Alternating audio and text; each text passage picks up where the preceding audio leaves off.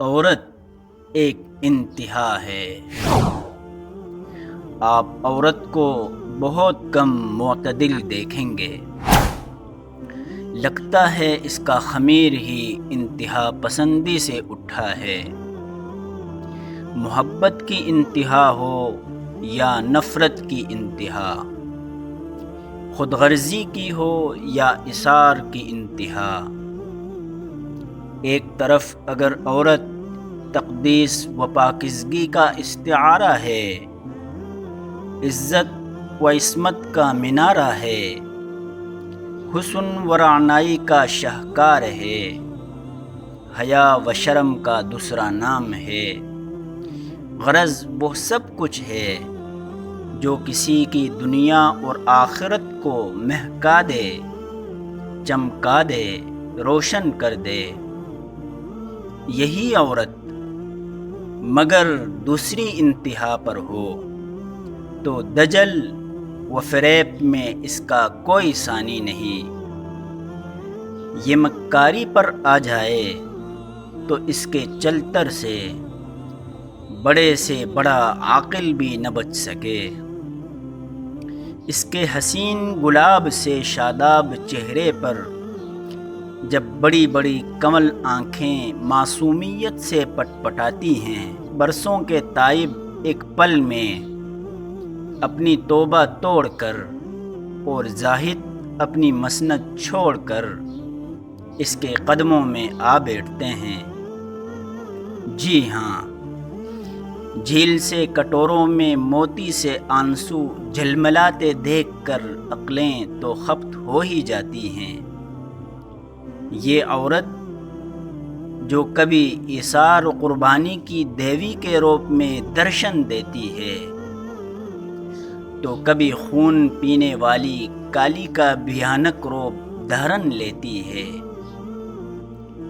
وہ کبھی صحراؤں میں پھول کھلا دیتے ہیں تو کبھی سدا بہار چمن کو پل میں خاکستر کر دیتی ہیں۔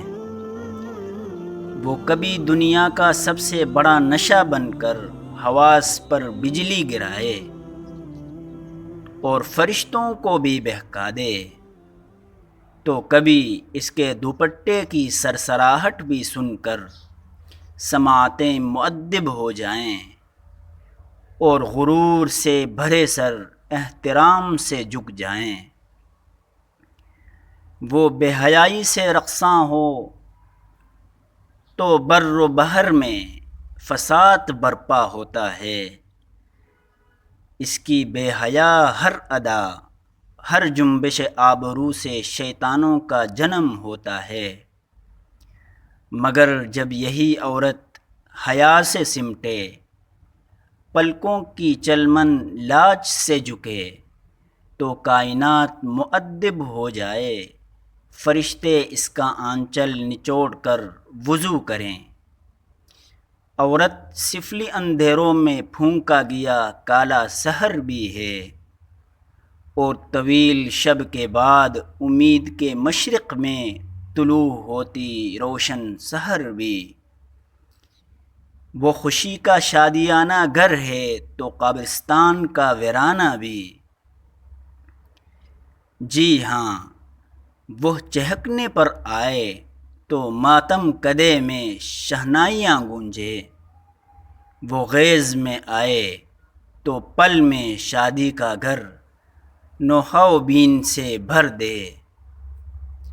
یہی عورت جب معرفت کی معراج پر پہنچے تو اس کی گود میں قطب ابدال کھیلتے ہیں اور اس کے پاکیزہ آنچل کے سائے میں ولی ولایت پاتے ہیں۔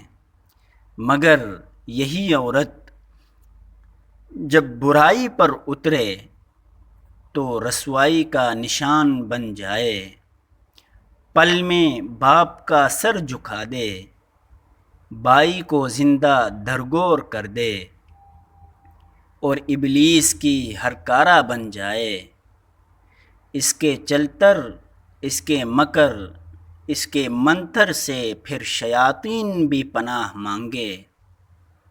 الغرض قصہ مختصر، وہ ایک انتہا ہے ادھر یا ادھر، وہی حقیقت ہے سراب بھی، وہ خدا کی قدرت کا سب سے انوکھا مظہر بھی، مگر وہ سفید و سیاہ جو بھی ہے بہرحال اسی کے دم سے کائنات میں رنگ ہے۔